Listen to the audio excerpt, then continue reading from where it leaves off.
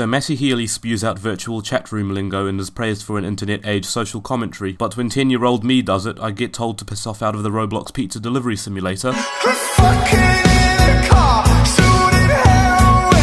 The 1975 are your MCM's favourite rock band, and although I have been endeared by the occasional bop, I've never really been too engaged because sometimes it's a little bit sleepy. But I can respect the grind as long as I'm staying very far away from it. This new album is apparently a very ambitious and socially conscious one though, so of course it's getting a lot of acclaim. So how good is it on execution? Well, it certainly tries. I'll say that it certainly tries. I'd give it a good noodle star if I could, making the occasional slip up because they attempt to include certain buzzwords into a song for the sake of being quirky and topical without properly hefty insight on it. There are some genuinely insightful moments such as the forays into drug addiction on It's Not Living If It's Not With You, and although How to Draw focuses most of its attention onto an ambient soundscape, it still sounds massively pretty and manages to say a lot with very little. So yes, within the hour there are lots of pockets of creativity. Is it top tier material, however? No. Personally, when listening to this album, I'm keen on filtering out all the lyrics, preventing myself from actually paying attention to what they say, because a lot of the time the reflections there are very shallow. Is this album a bit more lyrically shallow than a lot of people are giving it credit for? In the words of its Pitchfork review, yes, yes, and yes, to infinity. I will say that sonically it's sleek and even pretty at times. That is where this album's strengths lie. Even during the silly Fitter Happier interlude, I found the ambient background to the Microsoft Sam fanfiction reading to be rather stimulating.